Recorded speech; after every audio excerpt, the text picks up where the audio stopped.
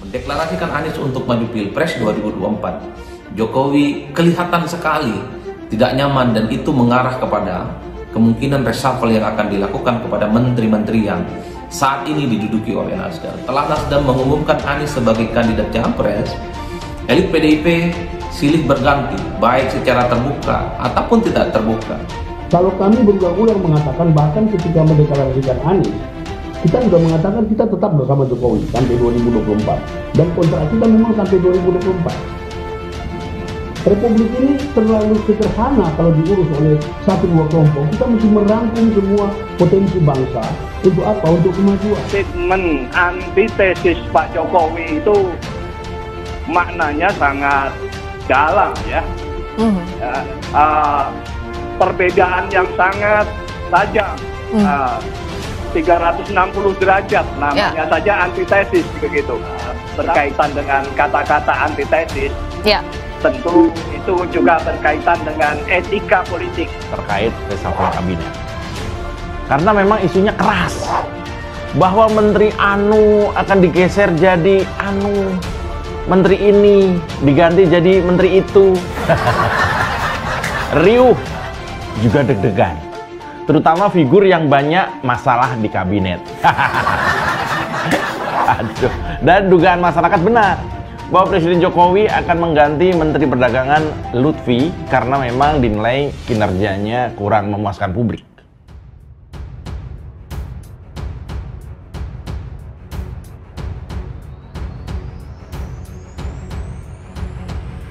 Risuf jalan bila Nasdem dan Anies ganggu rencana Jokowi untuk 2024. Isu perombakan atau reshuffle kabinet dinilai sudah tamat. Faktanya, Rabu 1 Februari 2023, Presiden Jokowi melakukan aktivitas seperti biasa. Dia tidak melantik seseorang atau tokoh yang ada di Istana Negara sebagai menteri baru atau merotasi para pembantunya. Direktur Eksekutif Kajian Politik Nasional Adib Miftahul meyakini Jokowi tidak akan merombak kabinet dalam waktu dekat. Apalagi, Jokowi dan Ketua Umum Partai Nasdem Surya Paloh sudah bertemu. Menurut Adib, isu reshuffle berhembus dari sejumlah parpol. Seiring dideklarasikannya Anies Baswedan maju sebagai calon presiden untuk Pilpres 2024 oleh Nasdem. Namun ternyata Jokowi bergeming. Ini mengartikan Jokowi tidak ingin melakukan reshuffle berdasarkan pertimbangan politis semata, kendati ada menteri yang berasal dari parpol pendukung Anies. Dosen Universitas Islam Syekh Yusuf Tangerang ini meyakini Jokowi akan mengganti menteri yang tidak sejalan dengan visi misinya. Sebagai ganti, Jokowi akan harus memasukkan orang yang profesional. Diketahui sudah ada 3 partai yang menyatakan dukungan kepada Anies Baswedan, yakni Nasdem, Demokrat, dan PKS. Kecuali Nasdem, 2 parpol lain dikelompokkan sebagai parpol oposisi pemerintah. Di periode kedua, Jokowi sudah 3 kali melakukan reshuffle. Pada Rabu 23 Desember 2020, Jokowi mengganti 3 menteri.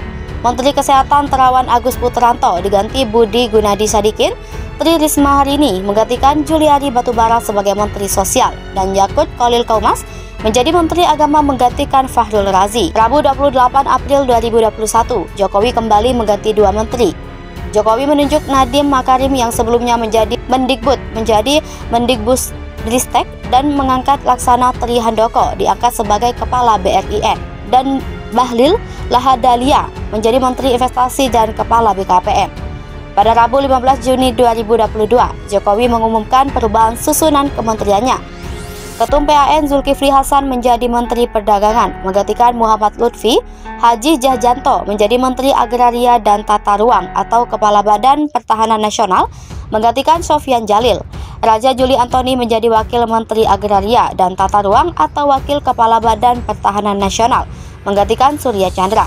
John Wempi Wetipo menjadi Wakil Menteri Dalam Negeri dan Afrian Syahnur sebagai Wakil Menteri Ketenagakerjaan. Surya Paloh temui Airlangga. PPP buka peluang Nasdem gabung Koalisi Indonesia Bersatu. Sekretaris Jenderal Partai Persatuan Pembangunan atau PPP Arwani Tomafi mengatakan partainya menyambut baik jika Nasdem bergabung ke Koalisi Indonesia Bersatu.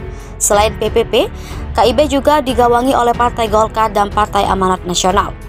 Adapun kemarin, Ketua Umum Partai Nasdem Surya Paloh menyambangi kantor DPP Partai Golkar Jawa Barat untuk bersua dengan Ketua Umum Golkar Airlangga Hartarto.